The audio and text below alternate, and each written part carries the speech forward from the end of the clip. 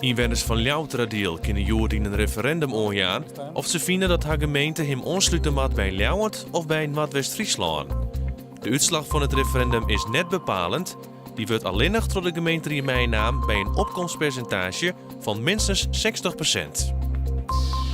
Bewoners om de vleerbasis Ljouwert hinnen binnen nog altijd net van doel om sneu haar wenning te verlitten. Juste joen haar gemeente, bewoners en vleerbasis met elkaar praat. De feestje wil 6 bom uit de Tweede Wereldoorlog romje. De omwoners vinden dat de software mat naar een oren wiezen om de bommen op te redden. Nevens het CDA in Dantemadiel is de stankoerlijst in de omkrieten van Teling Petfood in Veenwouden nog heel tijd net oer.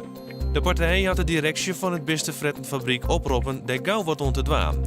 In 2011 had het bedrijf al maatregels nam om oerlijst in te gaan, maar de problemen binnen nog net oer. Het Noordwind College in Ljouwert had een hege beoordeling gekregen in de nieuwe keuzegids MBO-studies. Het Jeddere AOC Friesland staat op het derde plak in een lijst met alle groene MBO-squallen.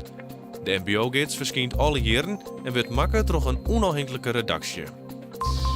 Joenen vannacht loont het meest droog en zakken de temperatuur naar een graad of 5.